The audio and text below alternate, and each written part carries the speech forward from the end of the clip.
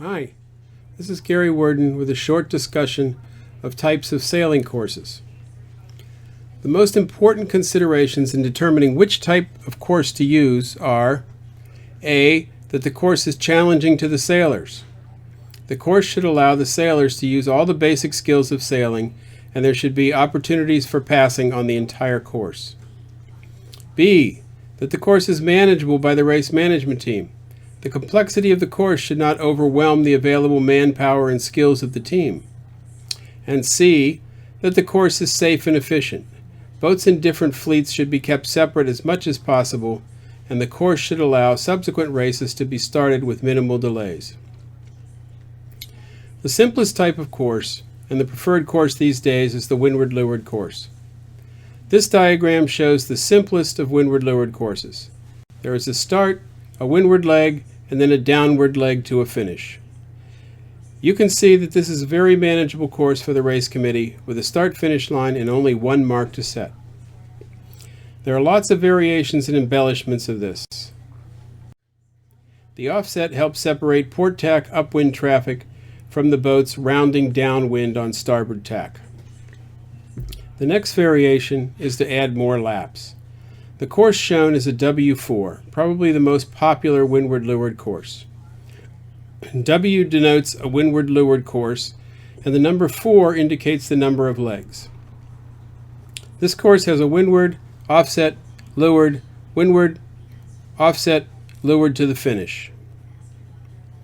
We can add more options by moving the location of the starting and finishing lines. This W5 has the start-finish line in the middle.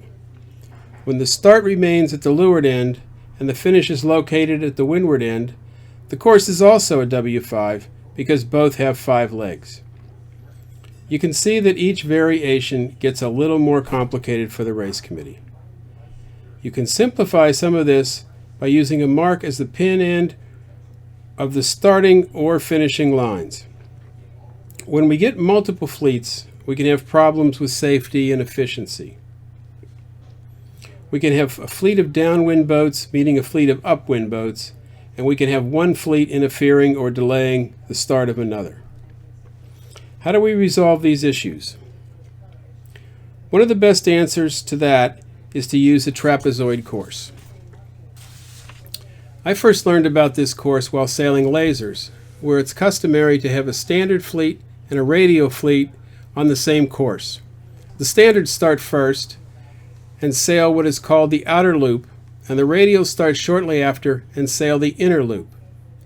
The standards sail to mark 1 and then beam reach to another set of windward-leeward marks on the left side of a leeward-windward with a reach to the finish.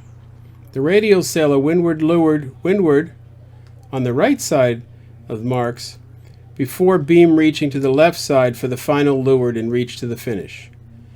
There is no interference between fleets, and subsequent races can be started while one fleet is still racing.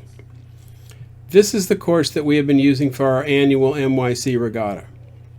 It does a good job of separating fleets and allowing multiple races on the same course, even with 4 or 5 fleets. You can see that this course is obviously more complicated to manage and requires more people and more boats on the race management team. Another type of course is a triangle course and its variations. When I first started sailing, this used to be the preferred course. The theory was that it gave all sailors all points of sail. In practice, the consensus of racers found that the reach legs did not provide many opportunities for passing, and that's why the windward-leeward course has become the dominant course. An exception to this line of thinking comes with planing boats. When boats are planing, they can go maybe twice as fast as boats not planing. The reaches can become a quite bit more competitive and a lot more fun to sail. There are also all types of other courses for specific situations. This is a no-jibe X course. This is useful on very windy days when it would be dangerous to jibe. We can also do specialty courses like team race courses. This is a digital end course. You can see this is more complicated to manage, where there are more marks and marks are set more precisely. Wind shifts require moving a lot more marks. We typically race multiple fleets on this course. When we have 2, 3, 4, or 5 fleets on the same course, we have more challenges in managing marks and managing fleets separated and running multiple races efficiently. We need a bigger, well-skilled team.